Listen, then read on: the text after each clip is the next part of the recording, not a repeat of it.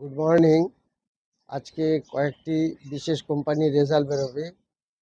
সেটা ইনফোসিস আছে, Adani solution, union bank, tata capital, এইসব বড় বড় কোম্পানির রেজাল্ট বেরোবে।